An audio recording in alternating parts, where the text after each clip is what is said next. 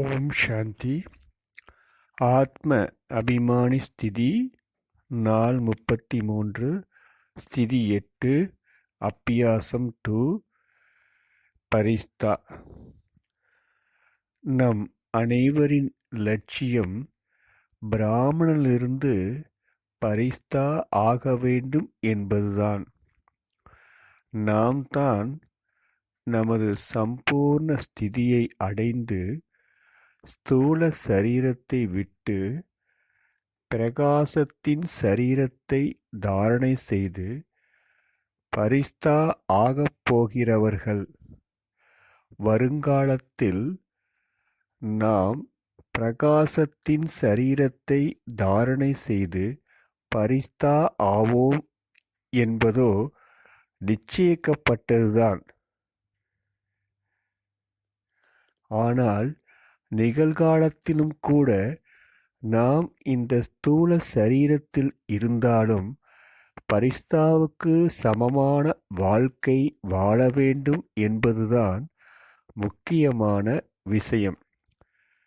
எப்படி பிரம்மா பாபா இந்த ஸ்தூல வதனத்தில் தமது ஸ்தூல சரீரத்தில் இருந்தாலும் கூட அனைத்து விஷயங்களில் இருந்தும் விடுபட்டு சதா பரிஸ்தா ஸ்திதியில் நிலைத்திருந்தார். நாமும் கூட அதே போல பரிஸ்தா ஆவதற்காக அதே மாதிரி நமது வாழ்க்கையை அமைத்து கொள்ள வேண்டும்.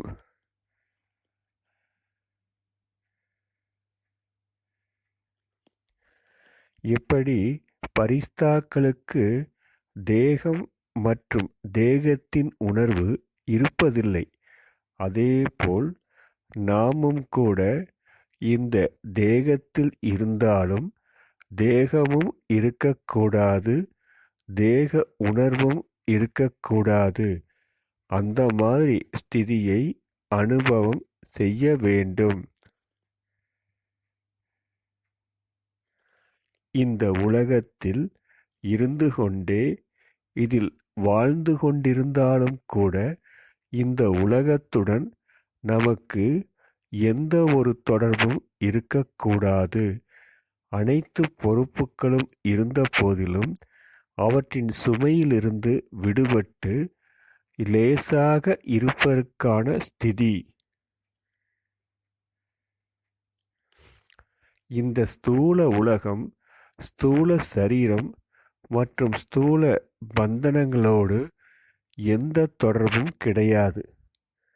அந்த மாதிரி ஸ்திதி இருக்க வேண்டும். தேகத்தின் அனைத்து பந்தனங்களையும் உடைத்து ஒரு பாபாவுடன் சம்பந்தத்தை பராமரிக்கும் ஸ்திதி. எல்லைக்குட்பட்ட ஆசைகள் பற்றி அறியாத ஸ்திதி.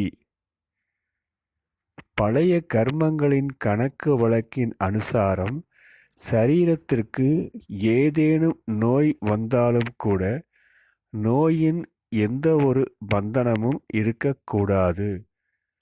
விகாரங்களால் நிறைந்துள்ள இவ்வுலகில் இருந்தாலும் தெய்வீக சொரூபத்தின் ஸ்திதி. கர்மம் செய்யும் போதும் கர்மத்தின் பந்தனத்திலிருந்து விடுபட்ட ஸ்திதி. இவ்விதமான ஸ்திதியுடன் கூடிய வாழ்க்கைதான் பரிஸ்தா வாழ்க்கையாகும். வெறுமனே 10 நிமிடம் மட்டும் பிரகாசத்தின் சரீரத்தில் சூட்சம வதனத்தில் பரிஸ்தா ஸ்திதியின் அபியாசம் செய்வதன் மூலம் நாம் சம்பூர்ண பரிஸ்தா ஸ்திதியை அடைந்து விட முடியாது. ஆனால் நாமோ நமது வாழ்க்கை முழுவதையுமே பரிஸ்தாவுக்கு சமமாக ஆக்க வேண்டியதாக உள்ளது. எப்படி பிரம்மா பாபா சாகாரத்தில் இருந்தாலும் பரிஸ்தா வாழ்க்கை வாழ்ந்தார். பிறகு அவ்யக்தமாகி பிரகாசத்தின் சரீரத்தை தாரணை செய்து சம்பூர்ண பரிஸ்தா ஆகிவிட்டார். அதே போல நாமும் ஆக வேண்டும். இதுதான் நமது கடைசி லட்சியம்.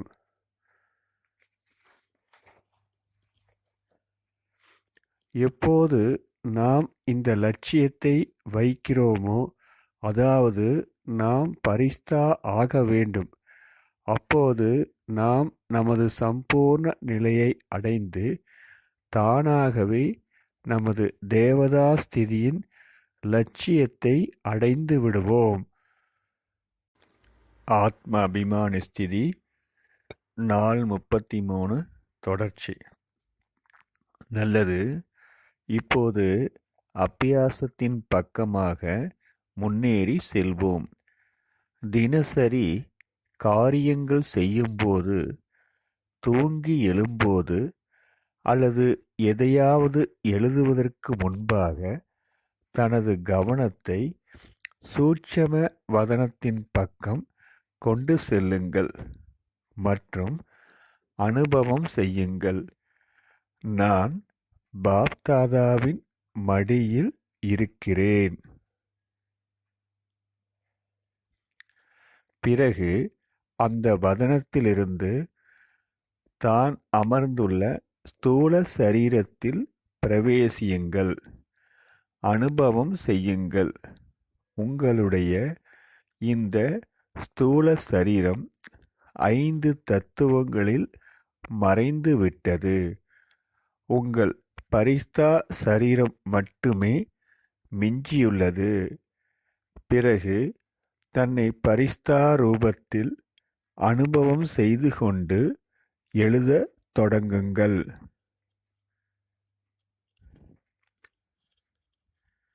பிரகாசத்தின் சரீரத்தில் இருந்தாலும் ஜோதி சொரூப ஸ்திதியில் நிலைத்திருங்கள். கர்மத்தில் வரும்போது பிரகாசத்தின் சரீரத்தில் இருந்து கொண்டு தனது பிரகாசத்தினால் ஆன கைகளால் காரியம் செய்வியுங்கள். எப்படி ஸ்தூல சரீரத்தினால் காரியங்கள் செய்கின்றனரோ அதுபோலவே பிரகாச சரீரத்தின் மூலமாகவும் காரியங்களை நடத்துங்கள்.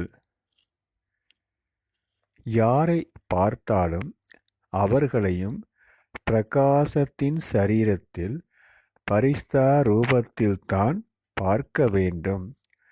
அதாவது அவர்களது ஆத்மாவையும் பிரகாச சரீரத்தினுள் அமர்ந்துள்ளது.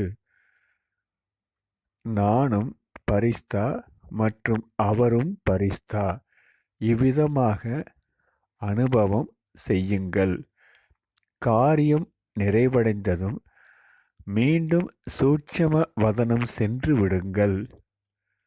மறுபடியும் ஏதாவது காரியம் செய்ய வேண்டுமானால் வதனத்திலிருந்து மீண்டும் கீழே இறங்கி வந்து காரியத்தை நிறைவு செய்யுங்கள்.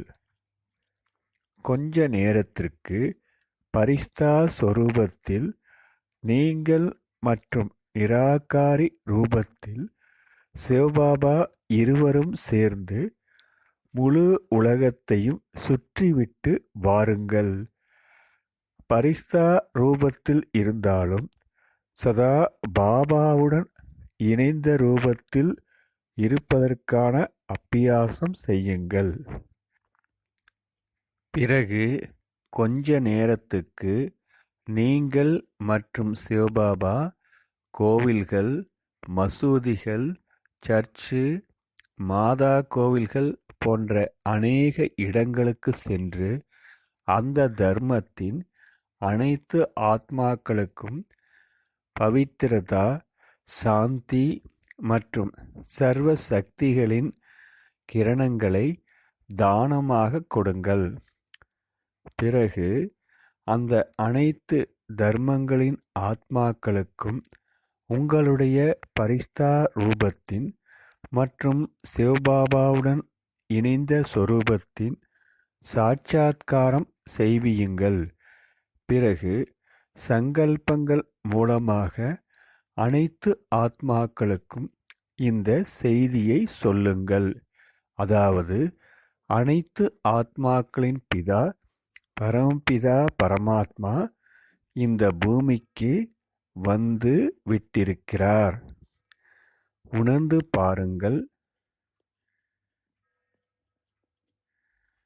ஆத்மாக்கள் அனைவரும் கூட இதை அனுபவம் செய்து கொண்டு இருக்கிறார்கள். அதாவது நம்முடைய பிதா, பரமபிதா, பரமாத்மா மற்றும் அநேக பரிஸ்தாக்கள் இந்த பூமியின் மீது வந்துவிட்டனர். பிறகு கொஞ்ச நேரம் இயற்கைக்கு சக்தி கொடுங்கள். 5 தத்துவங்களையும் தேவி தேவதா ரூபத்தில் அனுபவம் செய்யுங்கள். உதாரணமாக வாயு தத்துவத்தை எடுத்துக்கொள்வோம். வாயு தத்துவத்தை குறிக்கும் சொரூபமாக வாயு தேவன் நிமித்தமாக இருப்பதாக கற்பனை செய்யுங்கள். இந்த மாதிரி அனுபவம் செய்யுங்கள். இயற்கையை வெல்லும் ஆத்மாக்களாகிய உங்கள் முன்னால் அவர் வந்து கொண்டிருக்கிறார். வாயு தேவன் முதலில் அவருடைய சதோபிரதான ஸ்திதியில் மற்றும் தமோபிரதான ரூபத்தில் தேவ ரூபத்தில் கொஞ்சம் கோபத்துடன் கூடிய சொரூபம் பாருங்கள். பிறகு பாபா உங்கள் மூலமாக வாயு தேவனுக்கு சாந்தி மற்றும் பவித்திரதாவின் சக்தி கொடுத்து அவரை கோபத்திலிருந்து சாந்த மற்றும் அழகிய சொரூபமாக மாற்றிக்கொண்டிருக்கிறார். அந்த மாதிரி அனுபவம் செய்யுங்கள்.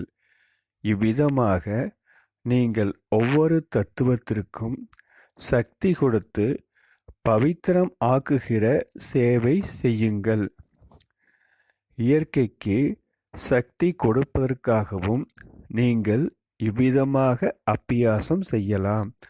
உதாரணமாக நீரை எடுத்துக்கொள்வோம். உலகம் முழுவதிலும் நீரின் பாகம் எவ்வளவு உள்ளதோ அதை இமர்ஜ் செய்யுங்கள். உதாரணமாக பெருங்கடல்கள், நதிகள் மற்றும் ஏரிகளின் நீரை புத்திரூப கண்களுக்கு முன்பாக கொண்டு வந்து நீங்கள் அதற்கு சக்தி கொடுத்து கொண்டிருப்பதாக அனுபவம் செய்யுங்கள். உங்களுக்கு பிடித்த மாதிரி நீங்கள் அபியாசம் செய்யலாம். மேலும் வேறு ஏதேனும் வழிமுறையில் அபியாசம் செய்ய விரும்புவீர்களே ஆனால் அதுபோல அபியாசம் செய்யலாம். இரவில் தூங்கப் போகும்போது பாபாவின் மிகவும் செல்லமான பரிஸ்தா ஆகி பாபாவின் மடியில் சென்று சாய்ந்து கொள்ளுங்கள். ஓம் சாந்தி.